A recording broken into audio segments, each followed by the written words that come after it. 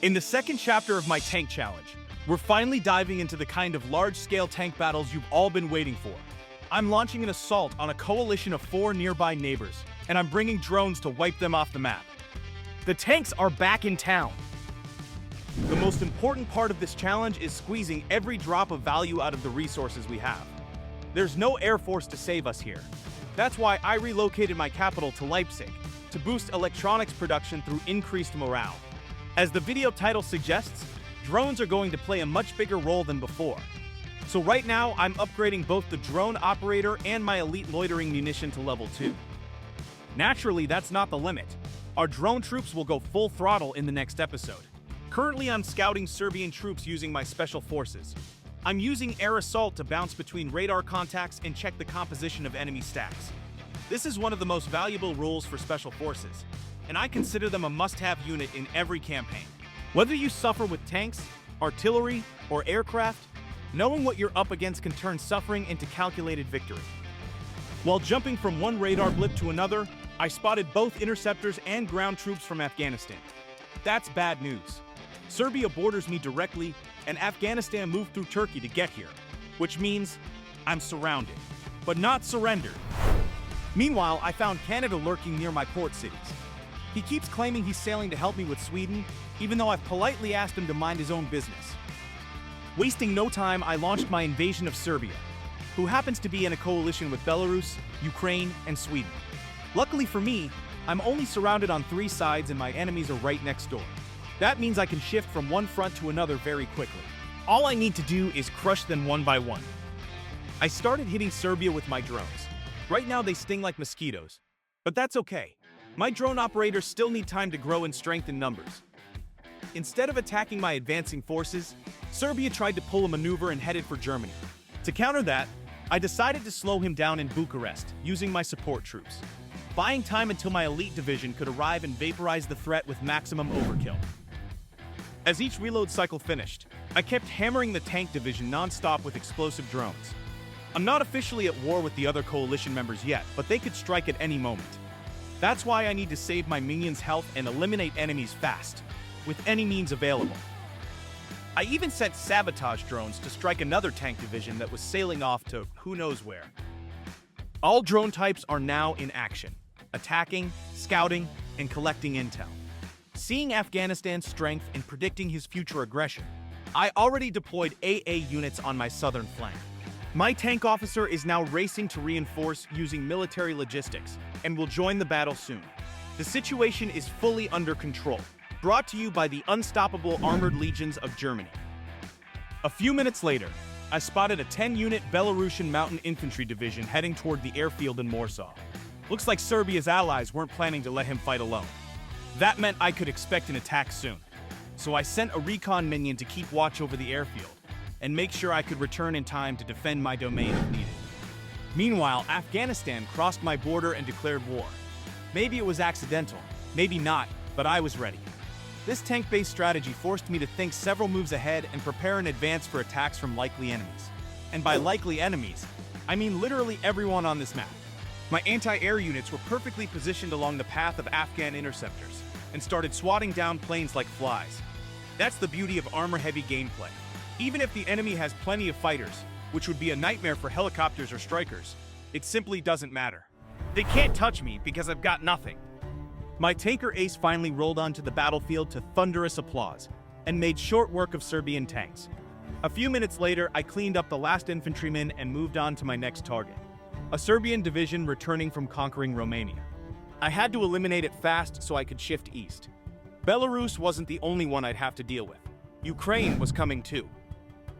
Using my mighty radar, I launched elite loitering munition, then followed up with another bite from my explosive drones. I did it this way to conserve the health of my minions. That way, if my tanker ace was suddenly needed elsewhere, I could send him and let my support units finish the job.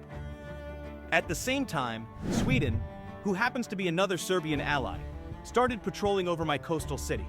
Clearly, that wasn't a coincidence. To get a better read on his intentions, I moved my radar closer to Swedish territory. And boom, one of his ground signatures began embarking onto a transport convoy. That could only mean one thing. He was coming for my cities from the sea. Obviously, I had to stop him. And that would probably be easy, because he had no naval bases at all. I began positioning my corvettes and submarines directly in the path of his upcoming amphibious strike. And I was right. Now I could see tank division sailing in from Sweden. What's more, the enemy had spotted my corvettes with his aircraft, and still didn't cancel the attack. That's when I knew I was dealing with a newbie, and that meant he'd probably make all the classic beginner mistakes. I'd seen it too many times before. Players who don't even bother to group their troops into a proper division, and just send them straight to the enemy's capital. So I split my corvettes into 2 interception paths. I also moved up my SAM launcher to deal with the incoming fighters. It was a bit of a gamble, not a strategy. I was counting on him being offline so I could shoot him down. Meanwhile, I checked a green radar signature near the Ukrainian border. I needed to know what I was dealing with. Turned out it was just a single fighter, not a serious threat. Also, I noticed Serbia trying to retreat via an airfield in Romania. I hoped to catch him mid-air before he could sneak behind my lines and cause chaos in the rear. A heavy battle was clearly on the horizon. I kept biting away at the Serbian division with my drones, hoping to finish it off quickly. I also managed to take out a Serbian infantry, taking advantage of the fact that I was still not at war with my eastern neighbors. Sweden didn't disappoint. He sent another tank division by sea, and my corvettes intercepted it.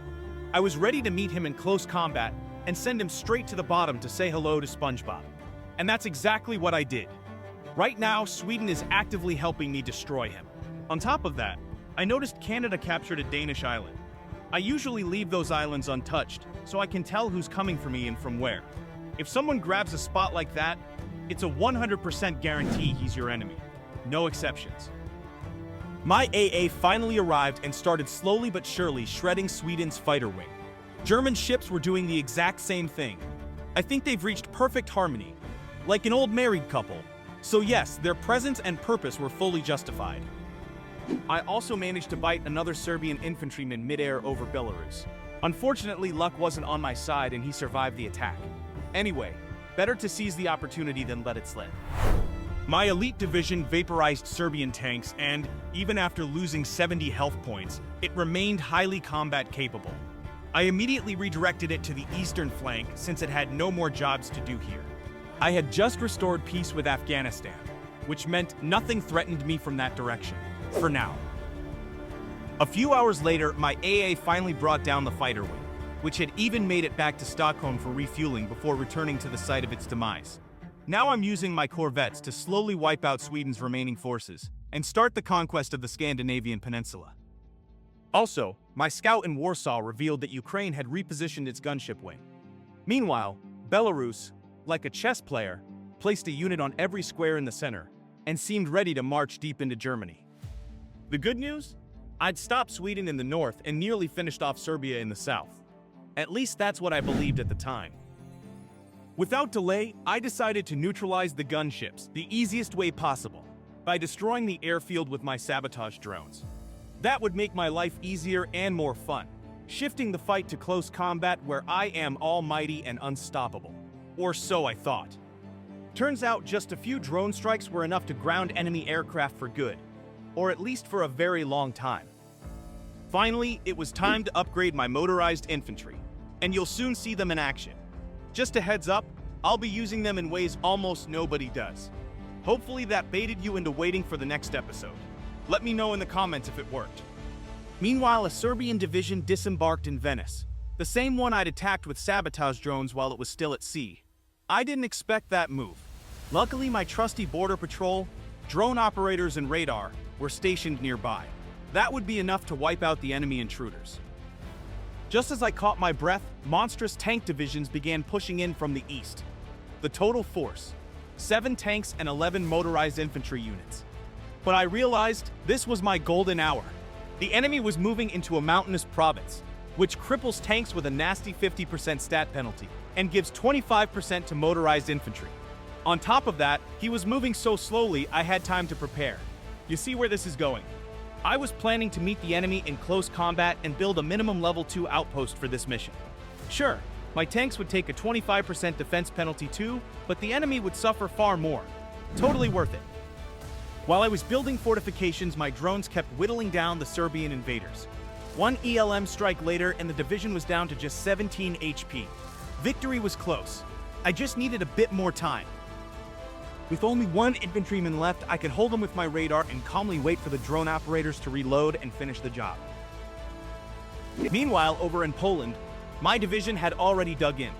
Right behind it stood a second support division, which I planned to use as a reserve. The idea was to keep feeding fresh units into my Wunderwaffe division whenever it took losses, so its overall strength wouldn't drop one bit. I'll be calling the 10 infantry and 1 tank stack an infantry division, and the other one a tank division. The battle began, and the infantry division finally lost its first 2 minions. Technically, that was already its second engagement. The first one ended with 0 casualties on both sides.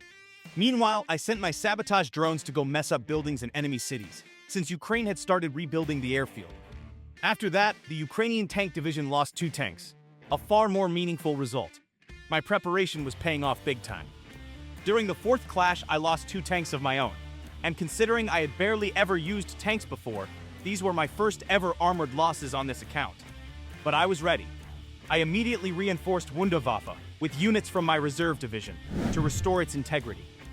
Over the next 2 engagements, the enemy lost another tank and 2 infantrymen. Now you see who's the king of the hill. Naturally, my drone operators started biting the enemy with explosive drones now that Serbia was dealt with. I also deployed my level 2 elite loitering munition. At first, it seemed like I was outnumbered, but the truth was I had the crowd on my side, the front man and a whole chorus of backup damage dealers. Feeling bold, I went on the offensive. My ground troops started taking territory while my sabotage drones kept the enemy gunships grounded. I even repositioned my AA to take care of the annoying fighters circling above. And finally, those were dragged down from the skies. That gave me full drone freedom, otherwise they'd be swatted out of existence by planes. At this point, you've probably noticed Belarus had upgraded his infantry, which means he won't go down easily. Or rather, not quickly. I've got towed artillery, drone operators, and ELM, which I launch using radar and special forces. Once I soften the stacks, I can wipe them out in close combat with my powerful tanks. 3 hours later, I spotted India making a move on eastern Ukraine. Just another player in this match mobilizing ground troops for melee. His division wasn't scary, just poorly timed, since I still needed plenty of effort to deal with Belarus's forces. 2 hours after that, I caught an Afghan infantry division moving toward Dnipro. He was close to upgrading his infantry to level 6, which would give him attack range. In the background, I finally started upgrading my tanks to level 2. On top of that, I'm about to start rushing motorized infantry non-stop. Expanding my offensive capabilities is now absolutely critical, and strangely enough, infantry will play a major role in this plan. My tanker ace vaporized a lonely Ukrainian tank in Lviv and charged straight into Belarus. Every one of his homeland cities had a division of 3 motorized infantry units, the kind of enemy I can steamroll without much prep using my asphalt layer tank division. You can also see Belarusian troops near Warsaw dropping one by one. I'm bombing them with explosive drones and ELM launched by this radar division. It currently includes 2 special forces units and a radar, allowing me to launch drones every few hours. That's basically how drone strategy works. You just keep clicking the button every 15 minutes and hope the enemy lets you. A day passed and I wiped out all nearby threats. My tanks were now en route to Berlin for some well-deserved restoration. And that's how a coalition of 4 countries got wiped off the map by tanks and drones. I lost only 3 units in the process. You can see the losses suffered by Belarus and Sweden. The enemy attacked inefficiently and let me walk away without a scratch. Back then, I didn't yet realize this fight had been a vacation. The calm before the storm. Peruvian aircraft had now landed at a Canadian airfield. Canada kept insisting he just wanted to be friends, and that his coalition forces were merely here to help me against Sweden, whom, by the way, I had already conquered. A day later, he started constructing another airfield near the United Kingdom, while still sending me friendly little letters. He clearly thought I was born yesterday, but I've played this game long enough to spot a scam from a mile away. Meanwhile, I relocated my drone operators to Sweden and slowly began erasing local garrisons. The only real threat left was a Belarusian signature. Now let's pull up the leaderboard. You might think I'm bad at diplomacy, but no. I noticed that the 2 strongest coalitions were flying identical flags. So I pulled off the most galaxy-brain diplomatic maneuver I could come up with. I created my own coalition called Powerful Power, complete with the exact same flag. Now you know who's really pulling the diplomatic strings on this map. I was already researching level 4 motorized infantry and level 2 tanks. Soon I'd be upgrading elite submarines to become virtually untouchable when it came to coastal defense. As for my current mobilization, I was building radars to place around my territory, making sure I could shift forces to whichever front the enemy decided to strike. I also continued producing deployable gears and elite drone operators. The drone revolution was here, and about to go full throttle very soon. 6 hours later, I spotted Peru in Spain, clearly gearing up for an attack. Chances are, Canada talked him into paying me a friendly little visit. The fact that I got this intel ahead of time already gave me a major edge. Belarus finally woke up and destroyed my towed artillery, then attempted to recapture his homeland. Or at least he tried. My sabotage drones had other ideas. A key point: sabotage drones can only target naval units. But if that unit is in the process of disembarking, it becomes untargetable. Now you are aware of this unique mechanic, so let's consider this video as a guide. I also attack the enemy with my corvettes. I always enjoy striking when they're at their most vulnerable condition. Otherwise, I'd have to drag my entire army back into Belarus again. But more importantly, I've got a little trick to show you. First, here's how sabotage drones arrive and strike the division. They're the only unit that can hit naval forces but can't target anything during disembarkation. Unless, of course, you click the attack button while the target was still at sea. Here's the trick. When troops are disembarking, they can get into melee with your ships if you come close. Now they're locked in combat and can't escape. You can see the icon on screen right now. However, I can't promise this trick hasn't been patched. Needless to say, the enemy got deleted. That's all for today. See you soon.